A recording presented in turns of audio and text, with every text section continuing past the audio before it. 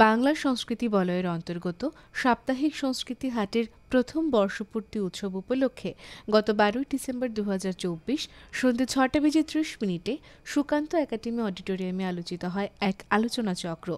আলোচনার বিষয় ছিল আমাদের সংস্কৃতি চর্চা ও সামাজিক দায়বদ্ধতা।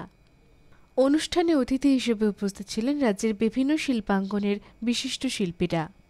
বিভাগের প্রতিযোগিতার আয়োজন যে আমাদের প্রথম বর্ষের মাতৃভূমি উত্তর পূর্বাঞ্চল তাকে বারে বারে তুলে আনতে চেয়েছেন সবার সামনে। তিনি যখন 3rd সেমিস্টারে পড়াশোনা করছেন মাস্টার ডিগ্রিতে, তখন তিনি যে গবেষণাপত্র লিখেছেন, একজন প্রশাসকও বটে, তিনি প্রশাসনের কাজও করে যান দক্ষতার সঙ্গে। তার সবচাইতে বড় পরিচয় তিনি একজন সুবক্তা। আমরা আজ আপনাদের সবাইকে আমাদের কাছে পেয়েছি।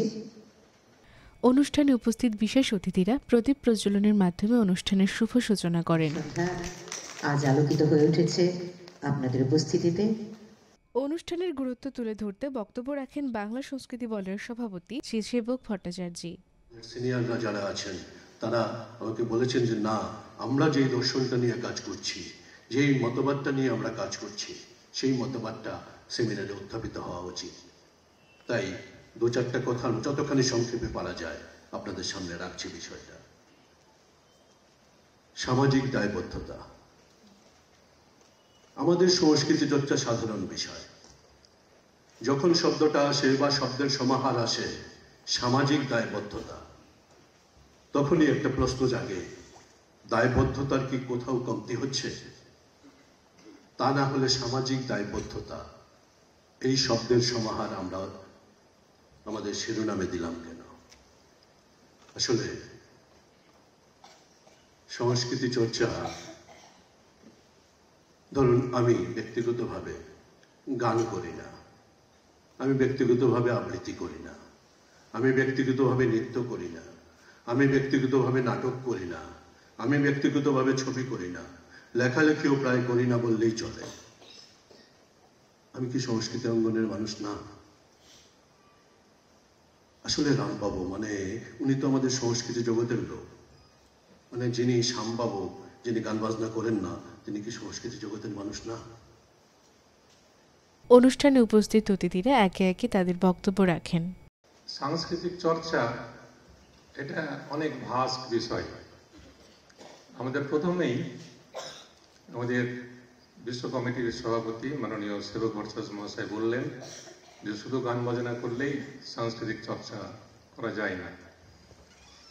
একজন বিজ্ঞানী যিনি কোনোদিন হয়তো গান বাজনা করেন না, কিন্তু ওনার মনটা সাংস্কৃতিক মনস্ক তৈরি হয়েছে বলেই উনি বিজ্ঞানী। তেমনি সাহিত্যিক, বড় একজন লয়ার, বড় একজন ডাক্তার। তো আমরা যদি বলি যে সামাজিক দায়বদ্ধতা, তাহলে মানুষ যে কাজ করে, মানুষকে শ্রম দিয়ে উৎপাদন করতে হয়, সৃষ্টি করতে হয়, তারপরে মানুষকে শ্রমমূল্য পেতে হয় এবং শান্তি ভোগ করতে হয়। উনি যে বিষয়গুলো আপনাদের সামনে রাখলেন অতি গুরুত্বপূর্ণ বিষয়। মৌলবাদ, তার মাথাচাড়া দেওয়া, ঠিকঠাক সংস্কৃতি চর্চা না হওয়ার একটা রেজাল্ট হিসেবে উনি দেখিয়েছেন। সামগ্রিকতার মধ্যেই সংস্কৃতি চর্চাকে দেখিয়েছেন। আমরা ঋদ্ধ হলাম ওনার আলোচনায়। আপনাকে অনেক ধন্যবাদ। আমরা পরবর্তী সময় আপনার কথা আবার শুনব। আমরা এবার কথা শুনতে চাইব শানিত দেবরায় দাদার কাছ থেকে।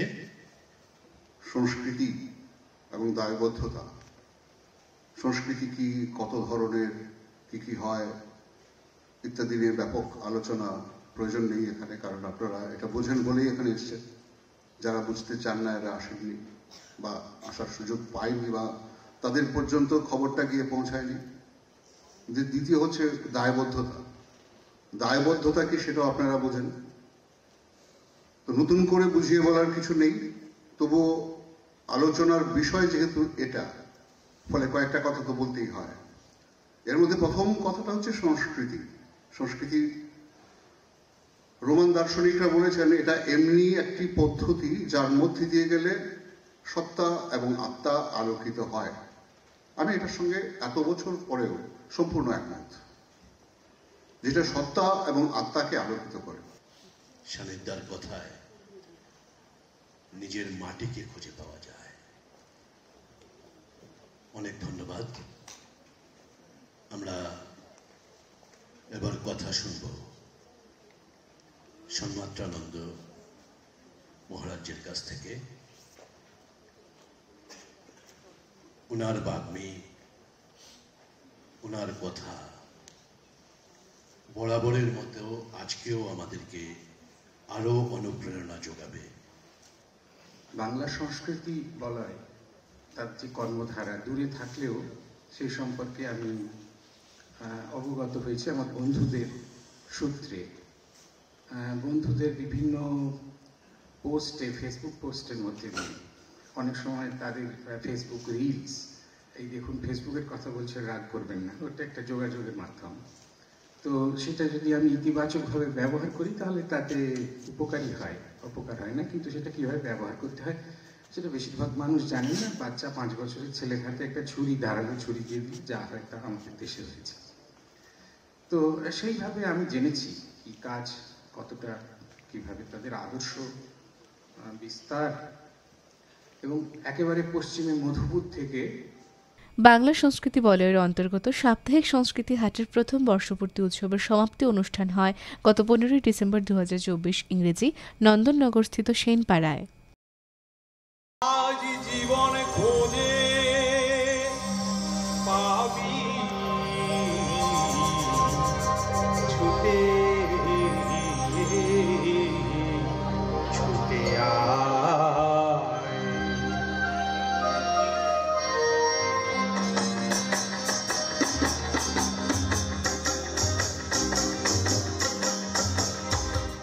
বাংলা সংস্কৃতি বলয় আয়োজিত এই অনুষ্ঠানে রাজ্যের বিভিন্ন প্রান্ত থেকে আগত শিল্পীরা তাদের বিভিন্ন রকম পরিবেশনা উপস্থাপন করেন।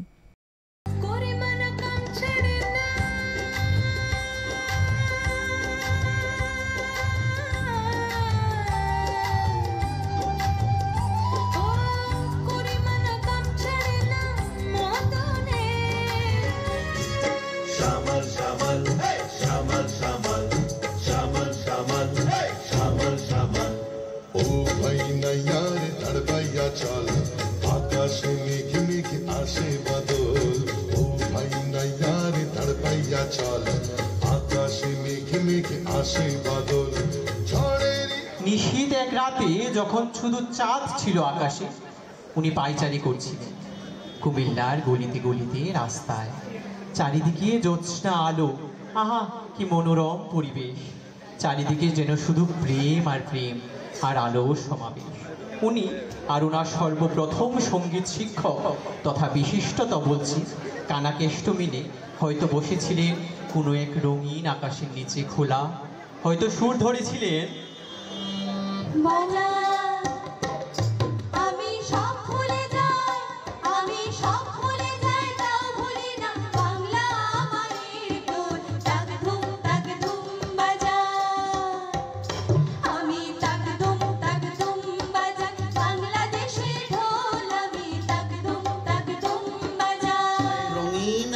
তলে স্বপ্ন দোলা হাওয়ায় দোলে।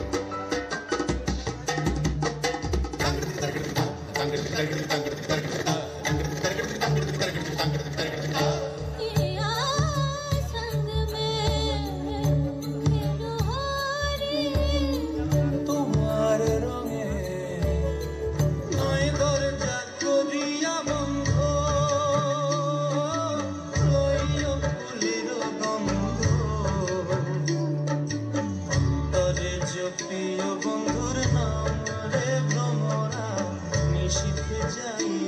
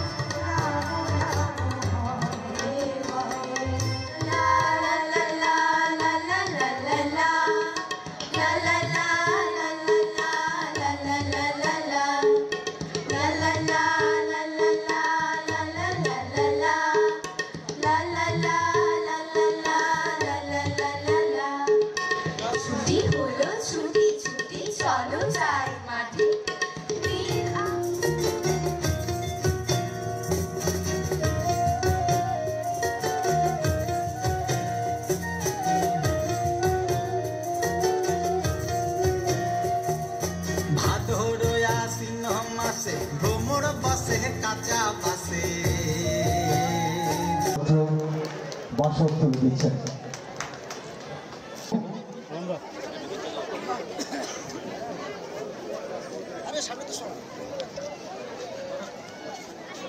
এই মুহূর্তে সাপ্তাহিক সংস্কৃতি গুরু রবীন্দ্রনাথ ঠাকুর আজ মাথার উপর থাকবে আমাদের সবার। এই দিনের এই সমাপ্তি অনুষ্ঠানে উপস্থিত অতিথিরা তাদের নিজস্ব বক্তব্য রাখেন। বিধানসভার মুখ্য সচেতক শ্রীমতী কল্যাণী রায় সঞ্চালক বলছিল, এই হাটে এসে সবার সাথে নৃত্যে মাতোয়ারা হয়েছিলেন কল্যাণীদি। মানসিক সাহায্য সবসময় পেয়ে থাকি। রতন চক্রবর্তী এই হাটের সাথে যার নামটা যুক্ত হয়ে থাকবে। আমাদের পরবর্তী অনুষ্ঠানে যাবার আগে আজকে আমাদের যারা বিশিষ্ট অতিথি বৃন্দরা রয়েছেন সবাইকে আমি বিনম্র শ্রদ্ধা জানাচ্ছি। আসলে সংস্কৃতি একটি প্রেম, প্রেম ছাড়া আর কিছু না। যে প্রেম মিলনের কথা বলে, যে প্রেম পারস্পরিক আদান প্রদানের কথা বলে, যে প্রেম একে অপরের সঙ্গে কাঁধে কাঁধ মিলিয়ে পারস্পরিক সমৃদ্ধির কথা বলে, যে প্রেম সুস্থ সমাজের কথা বলে, সেই প্রেমের নামই হচ্ছে সংস্কৃতি। এবার আমি অনুরোধ করব প্রাক্তন সংস্কৃতি মন্ত্রী, বর্তমান বিধায়ক এবং সংস্কৃতি গ্রামের পরিচালন কমিটি, বিশেষ করে আজকে যে মঞ্চে বিশ্ববাংলা যিনি সভাপতি শ্রী সেবক ভট্টাচার্য আমার কাছে যখন এই প্রস্তাব নিয়ে এলেন, আমি সঙ্গে সঙ্গে সেটা রুফে নিয়েছিলাম। এটা একটা অভিনব প্রয়াস এবং প্রয়োজনীয় পদক্ষেপ। আমি চেষ্টা করে সামান্য সামান্য এগিয়ে দিতে চাই, কিন্তু আপনাদের যে অদম্য উৎসাহ, যে প্রেরণা, যে ত্যাগ এবং এটাকে ভালোবেসে জড়িয়ে রেখে যে প্রাণের সঞ্চার করেছেন, এক কথায় অপূর্ব। একটু আগেই এই অনুষ্ঠান মঞ্চ বিভিন্ন নাচে গানে মুখরিত হয়ে উঠেছিল। বিভিন্ন সংস্থা এখানে পারফরমেন্স করেছে। সবচেয়ে ভালো লেগেছে যে স্থানীয় একটি নাচের ট্রুপ তারা এখানে নাচ করেছেন। আমি যেটুকুনি জানতে পেরেছি যে তারা কখনোই এই ধরনের পারফরমেন্স অন্তত মঞ্চে কখনো করেনি, এবং যাদের পরিবারে নুন আনতে পান্তা ফোড়ায়, যাদের মায়েরা ডোমেস্টিক হেল্পারের কাজ করেন, আজকে তারা এই মঞ্চ কাঁপিয়ে নেচেছেন। অনুরোধ করব রাজ্যের যুব কল্যাণ ও ক্রীড়া দপ্তরের মাননীয় মন্ত্রী শ্রী টিঙ্কু রায় মহাশয়কে ওনার মূল্যবান বক্তব্য রাখার জন্য। দেখুন, সাংস্কৃতিক বলয়, বিশ্ব সাংস্কৃতিক বলয় যেটা তৈরি হয়েছিল, এই শুরুর লগ্নে আমার সঙ্গে সেবকদার কথা হয়েছিল, সেবক ভট্টাচার্য মহোদয়, যার উদ্যোগেই আজকের এই আমরা সাংস্কৃতিক হাট দেখতে পাচ্ছি।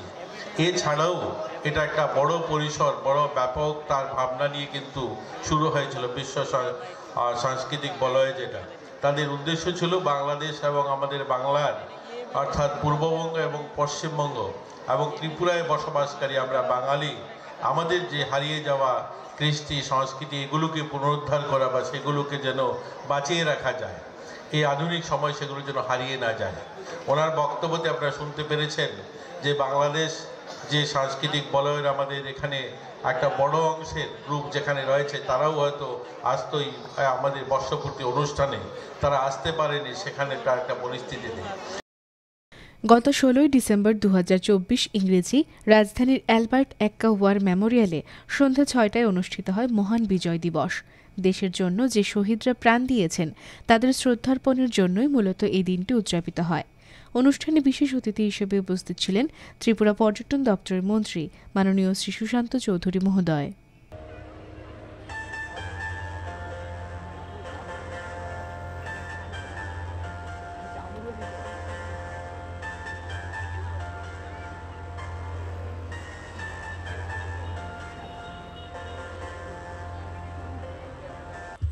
शुभ संध्या देवियों और सज्जनों, मैं मेजर हिमांशु तेवतिया आप सभी का इस भव्य 53वें विजय दिवस समारोह में एक बार फिर से हार्दिक स्वागत करता हूँ। विजय दिवस भारत हर साल 16 दिसंबर को मनाता है, जो 1971 के भारत पाक युद्ध में भारत की ऐतिहासिक जीत का प्रतीक है। इस युद्ध में भारत ने पाकिस्तान को हराकर बांग्लादेश को स्वतंत्रता दिलाई। यह दिन भारतीय सैनिकों के साहस, बलिदान और देशभक्ति को सम्मान करने के लिए मनाया जाता है। आज 53वें दिवस पर आपके सामने जो समारोह हम प्रस्तुत करने वाले हैं, ये एक सिर्फ हमारे 1971 वॉर का जो विजय है उसके बारे में ही नहीं, आज के बारे में भी आपका स्पिरिट को दर्शाता है। भारत में 16 दिसंबर को विजय दिवस के रूप में मनाया जाता है। आज के दिन भारत ने 1971 वॉर में 93,000 प्रिजनर्स ऑफ वॉर को लेते हुए और विजय घोषित किया। ये दिन बलिदान, शौर्य और पराक्रम का प्रतीक है। 53वें विजय दिवस के उपलक्ष्य में भारतीय सेना ने एक साइकिल रैली का आयोजन किया। इस रैली का लक्ष्य 1971 के वीर सैनिकों की वीरगाथा को आम लोगों और स्कूली बच्चों तक पहुंचाने और साथ ही पूर्व सैनिकों को सम्मान देना था। माननीय त्रिपुरा सरकार के पर्यटन, परिवहन एवं खाद्य और आपूर्ति मंत्री Shri Sushant Chaudhary ji, DIG BSF Shri SK Sinha, DIG 21 sector Assam rifles brigadier Manish Rana, सेना मेडल, हमारे वेटरन्स जिन्होंने अपना कीमती समय निकाल करके हमारे साथ इस प्रोग्राम में शिरकत करने के लिए जो यहाँ पर आए हैं,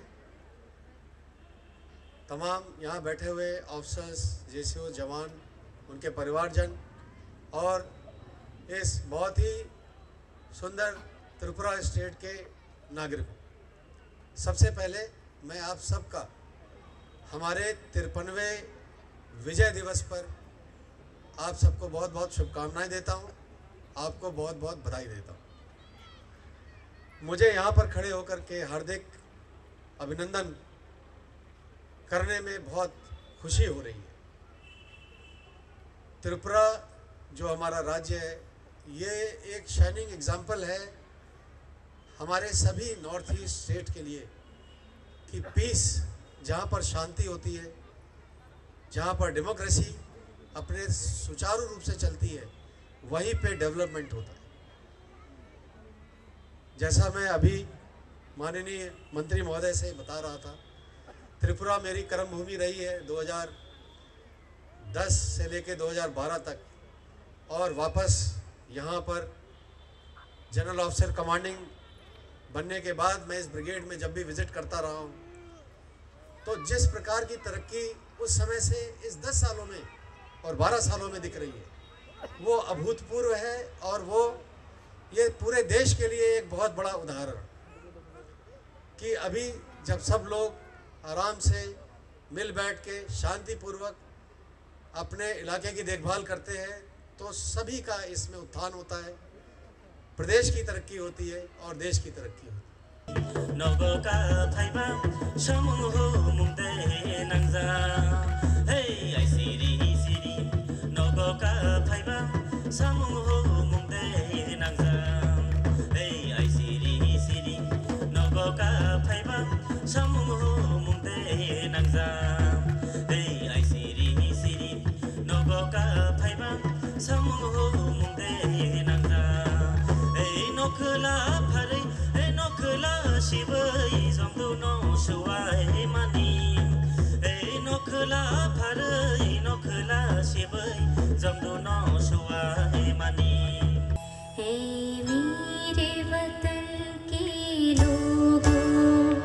जरा आँख में भर लो पानी, जो शहीद हुए हैं उनकी जरा याद करो कुर्बानी।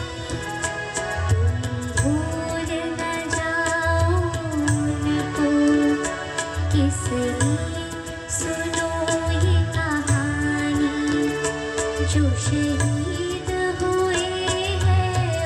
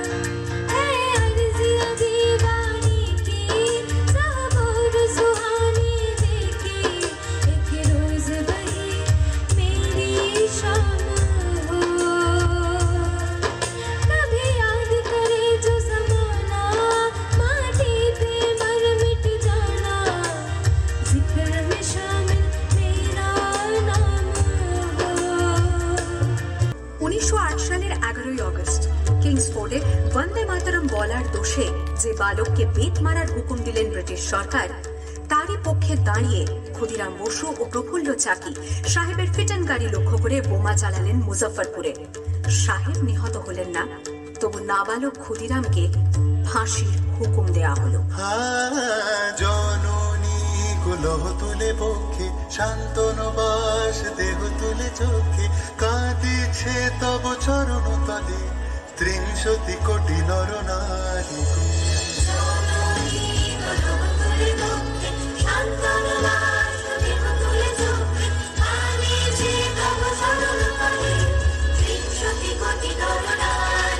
যারা স্বর্গগত তারা এখনো চলে।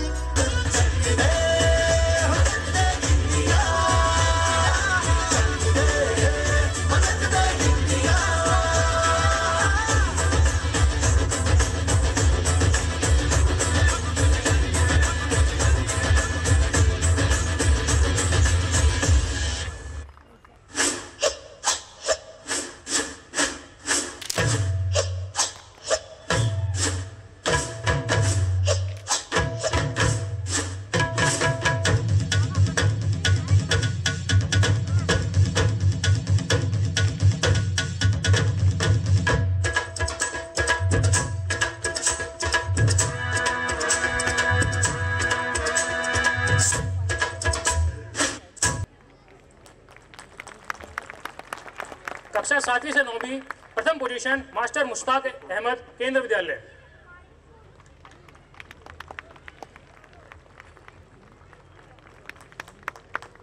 कक्षा 10वीं से 12वीं प्रथम position master Vaibhav Datta, Hindi higher secondary school.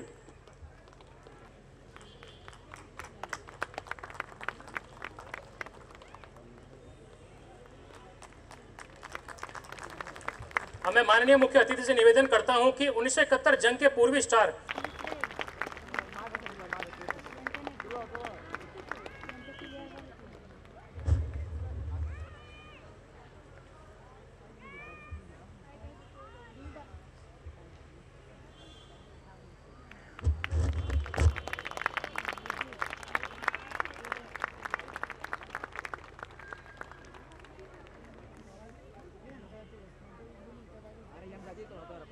Havaldar Sukumar Biswas, a valiant warrior of the 427 Medical Battalion who displayed exceptional courage and dedication during the 1971 war.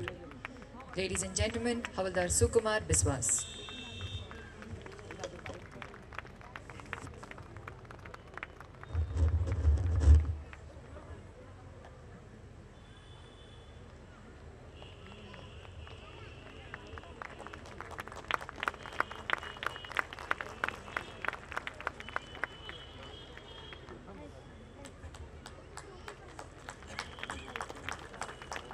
हवलदार प्रदीप कुमार मडोक, 1971 के युद्ध में वीर योद्धा जिन्होंने बांग्लादेश के दिनाजपुर के युद्ध में अद्वितीय साहस और कर्तव्य निष्ठा का परिचय दिया।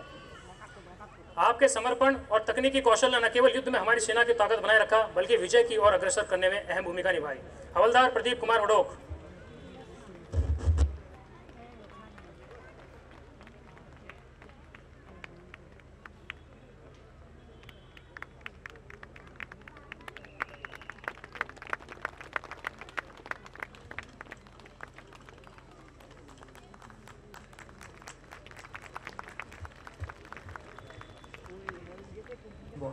Ladies and gentlemen, Petty Air Officer, Ordnance Fitter, Tarikeshwar Bhattacharya.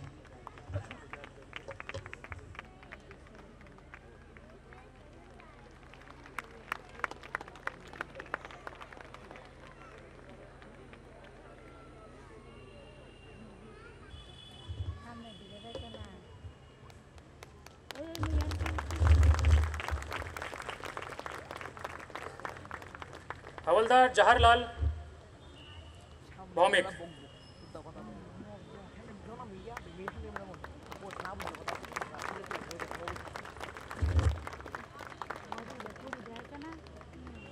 Subedar Nirmal Kanti Saha, a valiant warrior of the 63 Bengal Engineers Group who demonstrated exceptional skill and courage during the 1971 war. Today, his wife will accept this honor on his behalf. कि सरकारें आएंगे, सरकारें जाएंगे, पार्टियां बनेगी, पार्टियां बिगड़ेगी, लेकिन ये देश कभी टूटना नहीं चाहिए। और इस देश को टूटने से जो लोग रोकते हैं, संभालते हैं, वो है इंडियन आर्मी, भारत की सेना। और आज का दिन 16 दिसंबर भारत और भारतीय सेना के लिए बहुत ही गौरवशाली दिन है, क्योंकि आज ही के दिन हमारे वर्ल्ड का, विश्व का जो मैप है, उस मैप में जो एक नया देश बना था, हमारे पड़ोसी देश बांग्लादेश का जन्म हुआ था हमारे भारतीय सेना के द्वारा। विजय दिवस के नाम से आज के दिन को हम मनाते हैं भारतीय सेना की तरफ से, भारत की तरफ से। और हर साल इस अल्बर्ट एक्का पार्क में भी ये विजय दिवस का जो कार्यक्रम होता है भव्य तरीके से, मैं 3 बार यहाँ पे आ चुका हूँ। आज मुझे आने का मौका फिर से मिला।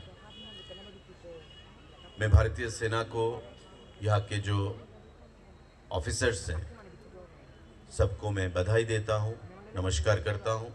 मुझे यहाँ पे बार बार आने के लिए जो न्योता मिलता है, इसके लिए। आज के इस कार्यक्रम में हमारे बीच major general Sameer Sharan Kartikeya, Sena medal, general officer commanding mountain division,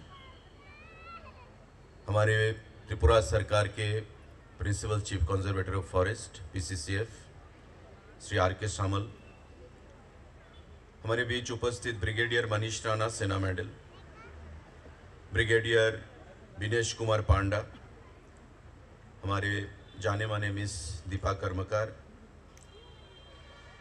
पूर्वी स्टार एंड एक्स सर्विसमैन, सेना के जवानों, यहाँ पे सेना के परिवार से जो लोग आए हैं, सबको मैं सरकार की तरफ से, मेरी अपनी तरफ से बहुत बहुत बधाई देता हूँ, नमस्कार करता हूँ। सबको हमें पता है यहाँ पे 16 दिसंबर कितना महत्वपूर्ण था हमारे लिए। एक नया देश का गठन हुआ था, हमारे पड़ोसी देश बांग्लादेश।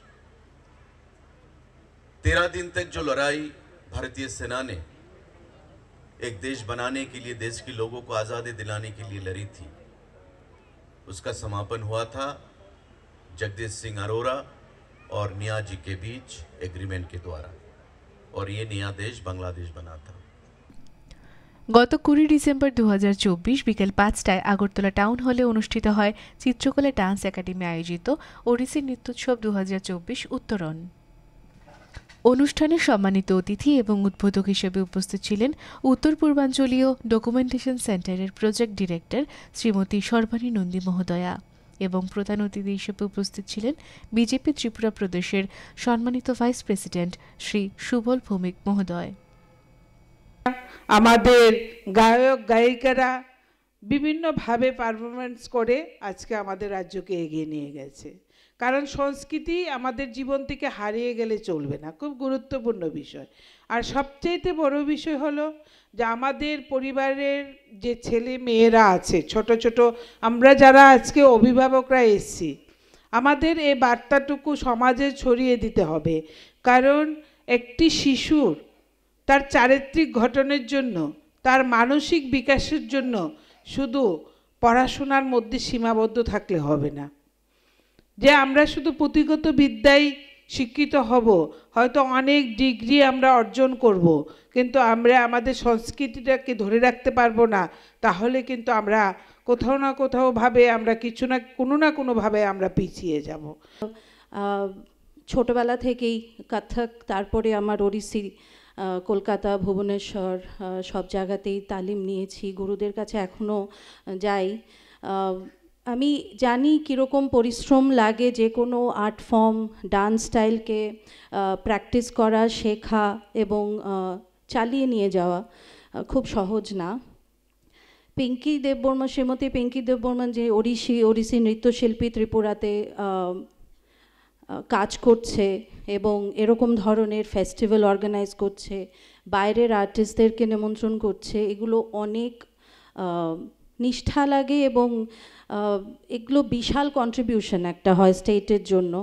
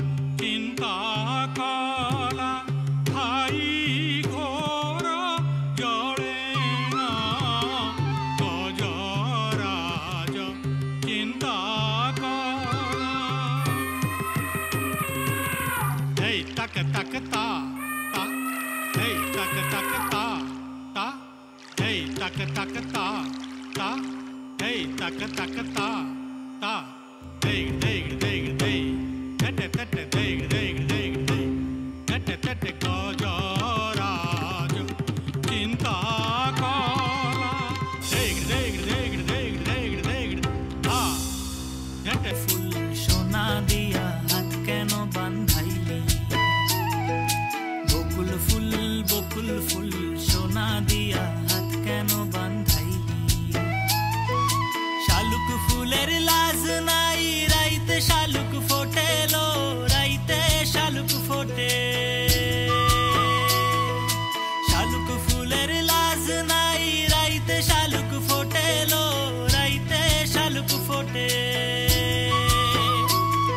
আরে যার শোনে যার ভালোবাসা, আরে যার শোনে যার ভালোবাসা, সেই তো মজা লোটেলো। উত্তর পূর্বের গল্প চর্চার পরিসর গল্পের জন্য আয়োজিত গল্প সন্ধ্যা গত 28 ডিসেম্বর 2024 ইংরেজি শনিবার অনুষ্ঠিত হয় বিকেল 5টায় আগরতলা প্রেস ক্লাবে। গল্পের জন্য সদস্য ডক্টর নারায়ণ ভট্টাচার্য বরণ করে নিচ্ছেন সম্মানীয় অতিথিদের। শ্রী দুলাল ঘোষ উত্তরীয় এবং পুষ্পস্তবক দিয়ে ডক্টর সুতপা দাসকে গল্পের জন্য সদস্য ডক্টর নারায়ণ ভট্টাচার্য পুষ্পস্তবক উত্তরীয় এবং ফ্রুট বাস্কেট দিয়ে শ্রী দেবব্রত দেব মহোদয়ের হাতে স্মারক তুলে দিলেন শ্রদ্ধেয় শ্রী নারায়ণ ভট্টাচার্য মহোদয়। এবারে ডক্টর সুতপা দাস মহোদয়কে স্মারক দিয়ে সম্মাননা জ্ঞাপন করলেন। উত্তর পূর্বের গল্পকারের গল্প সন্ধ্যা নিয়ে আলোকপাত করেন সম্মানিত অতিথি। তাদের গল্প দিয়ে শুরু হয়েছিল, এটা হচ্ছে শ্রী সুবিমল রায় আজকে আমাদের মধ্যে নেই, শ্রী অনুপ ভট্টাচার্য এবং শ্রী দুলাল ঘোষ, তাদের তিনজনের অনিয়মিত আড্ডার মধ্য থেকেই আস্তে আস্তে ক্রমশ নিয়মিত হয়ে উঠেছিল। এবং আপনারা অনেকেই জানেন, যাদের কথা বললাম আমাদের সবার বাড়ি একই পাড়ায়, এবং সেই জায়গা থেকেই আস্তে আস্তে আসলে এই যখন কোভিডের সময় ছিল, করোনা অতিমারির সময়কাল, সেই সময়েও গল্প নিয়ে, ত্রিপুরার গল্প নিয়ে যে ধারাবাহিক আলোচনা তাদের কাছ থেকে আমরা নিয়মিত শুনেছি। এবং এই করে করেই আসলে অনিয়মিত আড্ডা থেকে দিন দিন নিয়মিত হয়ে উঠলো, আড্ডার শ্রোতার সংখ্যা দিন দিন বাড়লো, পুরস্কারে পুরস্কৃত হয়েছে। আমরা এবারে শুনব অধ্যাপক সুতপা দাসের আলোচনা। যত্ন করে বহু প্রণতি জানিয়ে তাকে সর্বসমক্ষে আনতে হয়, কিন্তু মুশকিলটা হচ্ছে এই, 1930 সালে অজিত বন্ধুর হাত ধরে আমাদের ছোট গল্পের ইতিহাসের সূচনাকে যদি ধরে নেই, তাহলে এই 2024 সালের 28 ডিসেম্বরের সন্ধ্যায় আমরা ধরে নিচ্ছি সেটি 94 বৎসর অন্তত অতিক্রান্ত হয়ে গেছে, যেটিকে আমরা মোটামুটিভাবে 100 বৎসরের ইতিহাস আমরা ধরে নিতে পারি। এই 100 বৎসরের ছোট গল্পের যে বিষয় বা কন্টেন্ট, তার যে পরিবেশ, তার যে সংযোজন, তার যে সংজ্ঞাপন, যাই বলি না কেন, সেটি একটি দীর্ঘ গবেষণা সাধ্য বিষয়। এই গবেষণা সাধ্য বিষয়কে একটি সন্ধ্যায় আমার মতন সরকারি চাকুরি করা একজন অর্বাচীন লোককে ধরে এনে যদি দাঁড় করিয়ে দেওয়া যায়, তার যে ফলশ্রুতিটা হবে সেটা আপনারা দেখবেন, গাল দেবেন। আমি জানি গালের মধ্যে কিছু সংযোজন থাকবে, আমার জন্য হয়তো কিছু শিক্ষণীয় থাকবে, তো ওইটুকুনি ভরসা করে আর বিশেষ করে আরও একজনের বক্তব্য শুনবো বলে এসেছিলাম, তিনি আজকে অনুপস্থিত, সেই ভাগ্য আমার মন্দ ভাগ্য হলো। যাই হোক, লেখা বলতে আমরা কি বুঝি, এই বোঝাটা না আমাদের এক একজনের কাছে এক এক রকম, আমার কাছেও একরকম। লেখাটা জিনিসটা হয়তো আমরা বলে ধরে নিতে পারি, বলতে পারি, সেটা হচ্ছে এক ধরনের ক্রিয়েটিভ জাম্প, এক ধরনের নির্মাণ, যে উল্লঙ্ঘন বা যে জাম্প, যেটা আমাদের সচরাচরের সাধারণ মানুষের ভূমিকা থেকে অন্য ভূমিকাতে